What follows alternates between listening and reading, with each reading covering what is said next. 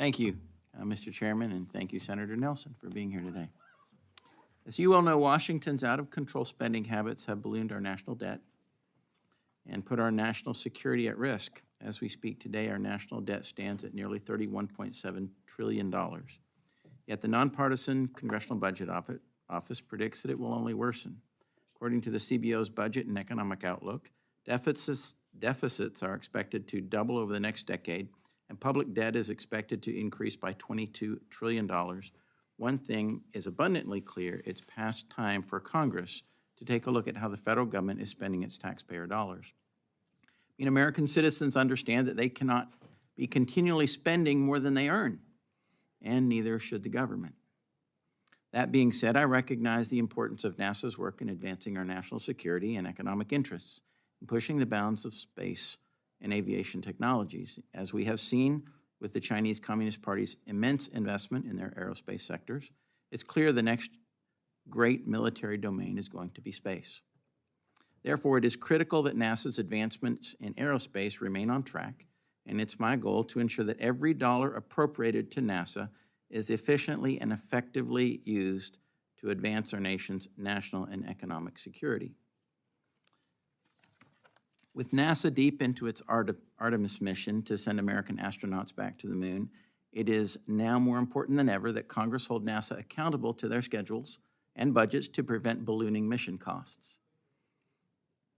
In fact, according to a March 22 GAO report, key Artemis III mission programs have already experienced more than $1 billion growth in cost.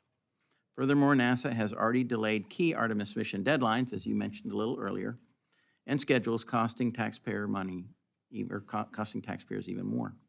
Each Artemis mission is inherently intertwined, and every delay and deficiency to an Artemis mission jeopardizes the whole program and balloons costs to taxpayers. I get that.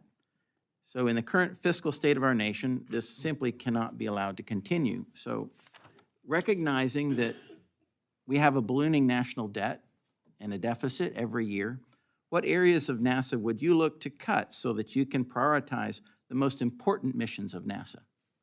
Or save. Either one. Go ahead. A good example is we're sharing cost. No, I get that. With our international partners. Right. With our commercial partners. Right. I get the sharing costs bit. I want to know where NASA can I'll give you a specific example. Expenditures. Specific example. We inherited this cost overrun of the SLS rocket. 16 contractors.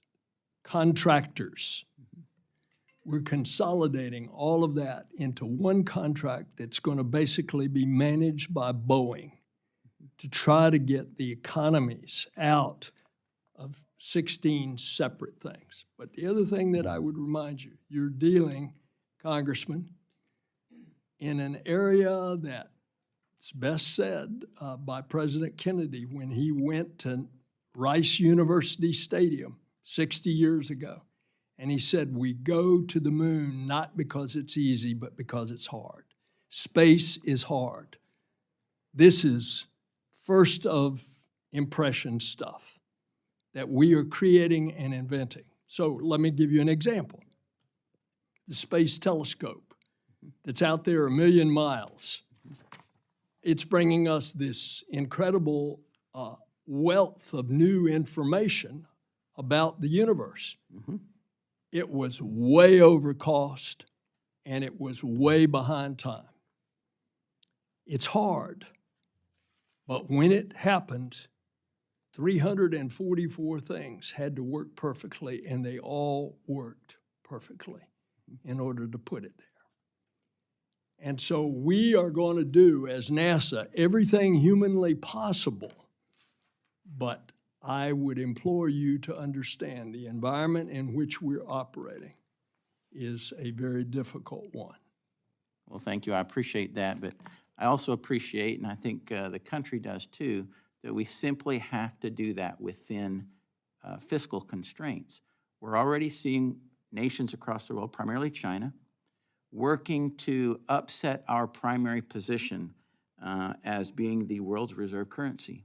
And if we ever lose that position, we lose significant portions of our ability to borrow money and people wanting to purchase our debt, which will simply lower our financial position.